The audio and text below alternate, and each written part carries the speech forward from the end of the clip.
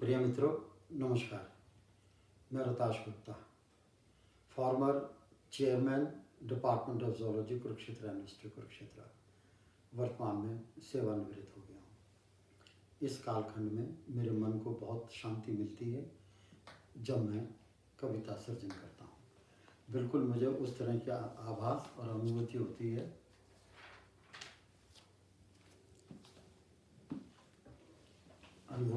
है जैसे कि अगर मैं थोड़ी पैरेलल बताऊँ आपको, तो बिल्कुल ऐसे अनुभूति होती है जैसे सावन का महीना हो और आपकी हवेली का सबसे ऊपर वाली दुकरिया हो और चारों दीवारों पर 4 खिड़कियां लगी हों, बड़े बड़े जंगले हों और बरसात हो रही हो और हवाओं के साथ में उड़ के काली बदरी आई हो और रिमझिम बरसात हो रही हो। जो आपके मन को, जब वो आपके चेहरे को छूती है तो जो आपको वो सुख का आभास होता है, मेरे को इन कविता पाठ में वैसे ही मुझको आभास होता है। और उससे भी ज़्यादा आभास होता है जब मैं इस भारतवर्ष की आज़ादी के उन दीवानों का जिक्र करता हूँ जिन्होंने अपना सारा जीवन त्याग दिया, लेकिन जिनका स्वतंत्रता संग्राम में कहीं भी कोई उनका मेंशन नहीं आता। सिर्फ एक ही है, हम कहते हैं कि 1857 की लड़ाई हुई।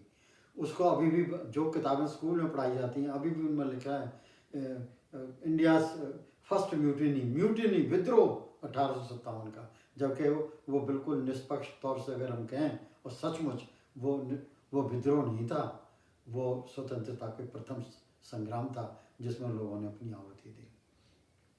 उसी तरह से ये जो मेरा अपना ध्येय ये है कि मैं उन स्वतंत्रता संग्रामियों के बारे में कविता पाठ करके जन जागरण करूं।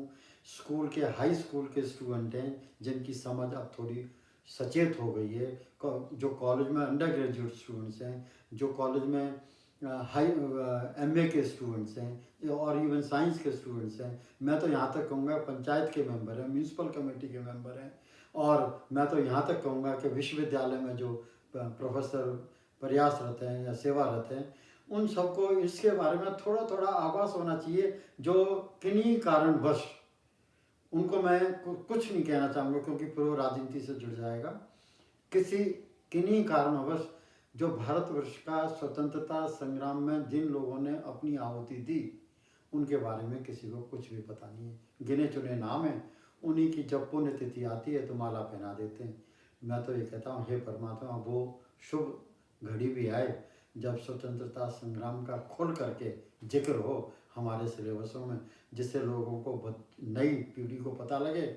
जो हम ये कहते हैं कि स्वाभिमान का आभास नहीं है लोगों के मन में, वो स्वाभिमान का आभास अपने आप ही स्वतः हो जाएगा अगर उनको आज़ादी का पाठ पढ़ाया जाएगा।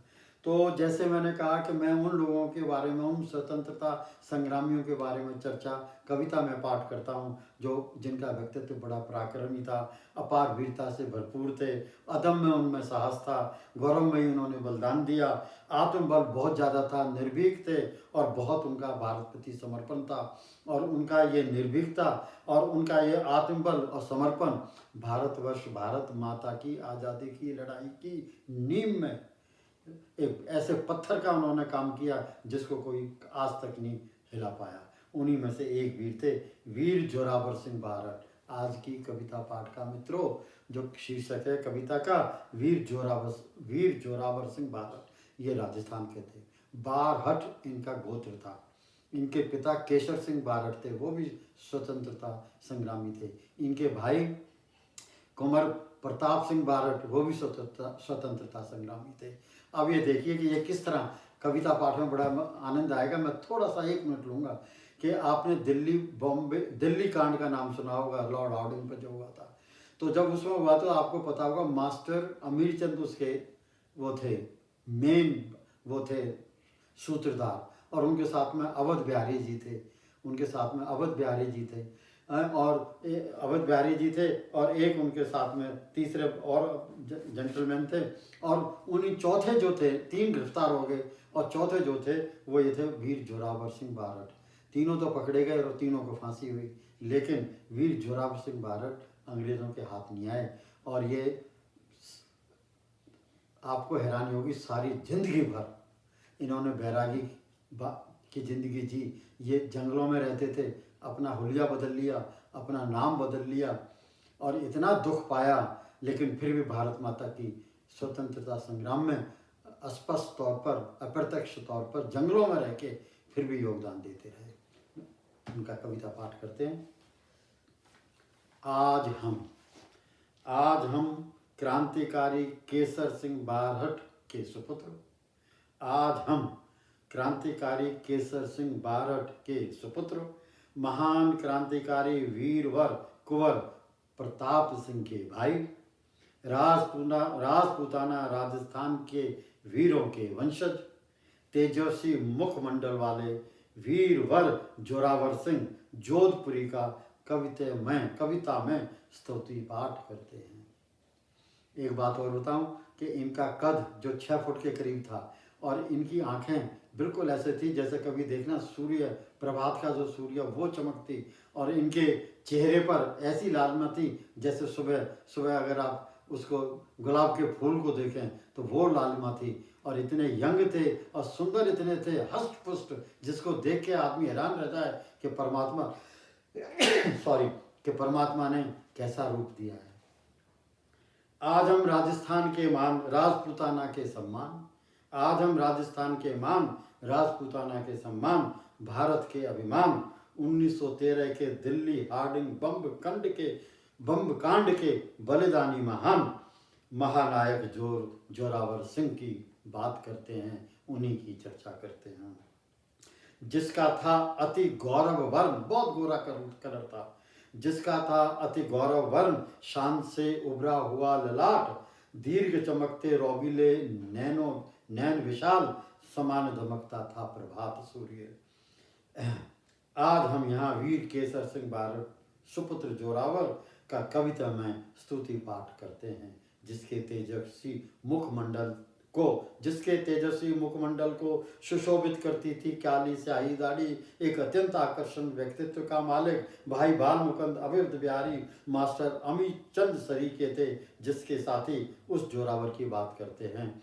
हाँ, तो जो बता रहा था कि दिल्ली कांड में 3 बंदे थे, भाई बाल मुकुंद, अवध बिहारी और मास्टर अमीर, और चौथे जो थे ये जोरावर सिंह थे।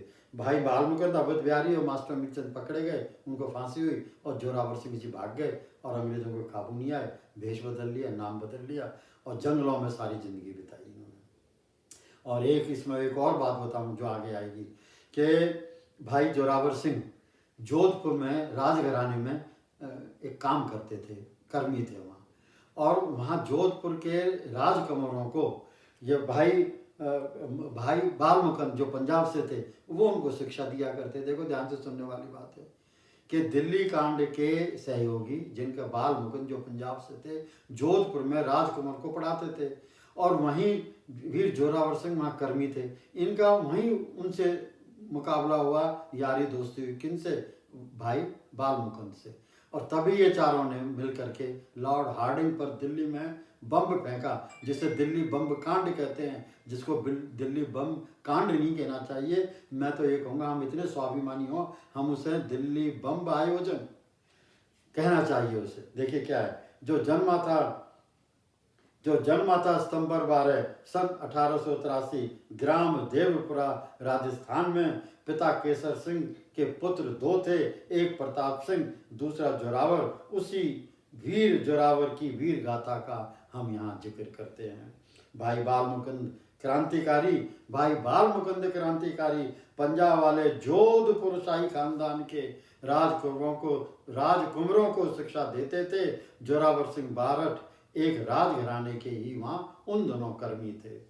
आओ क्रमशः उन सभी सियासी प्रकरणों के सब मिश्रण को जाने। आओ क्रमशः उन सभी सियासी प्रकरणों के सब मिश्रण को जाने, जिनके कारण जोरावर ताउम्र गुमनामी का जीवन बसर करते रहे। प्रथम आरा बिहार के निमेज नामक बिहार में है। प्रथम आरा बिहार के निमेज नामक महंत की राजनीतिक हत्या हुई। दूजा भारी भरकम लॉर्ड हार्डिंग बम कांड में साहसी प्रतिभागिता निभाई। जोरावर आजीवन नतीजन जोरावर आजीवन भूमिगत फरार रहा, जीवित रहा बनकर अनजान। जोरावर आजीवन शनै शनै मिटता रहा, न हारा हिम्मत। जोरावर आजीवन शनै शनै मिटता रहा, न हारा हिम्मत। घनघोर जंगलों में भटकता रहा, कभी भी तनिक भी न विचलित हुआ मन। कभी रूप बदला, कभी नाम बदला। जब बहरूपिया बन के जंगलों में रहते थे तो वहाँ की बात है, कभी तो रूप बदलना पड़ा और कभी नाम बदलना पड़ा। कभी रूप बदला, कभी नाम बदला। कभी अज्ञातवास हुआ, कभी अज्ञातवास खुद ने लिया। जोरावर से बन गया जोरावर अमरदास बैरागी।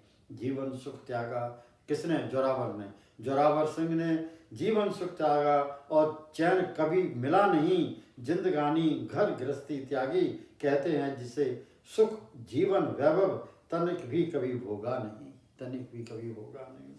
भोगा तो अज्ञातवास, बैरागीपन, बनवासी बनकर, स्वतंत्रता संग्राम के राम भगवान बनकर। जोरावर भारत देश अभी तक तुझे भूला नहीं। जोरावर अभी तक भारत देश तुझे भूला नहीं। अंतिम बारठ खानदान के अमर उजाले।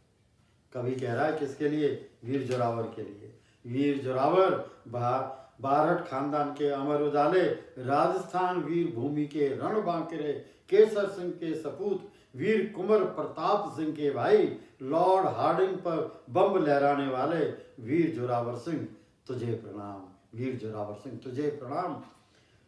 महाप्रयाण हुआ 17 अक्टूबर सन 1939 में। तेरी याद आज भी जीवित है भारत माँ के प्रांगण में। क्रांतिकारी जोरावर तुझे शत शत प्रणाम, तुझे शत शत नमन। जय हिंद।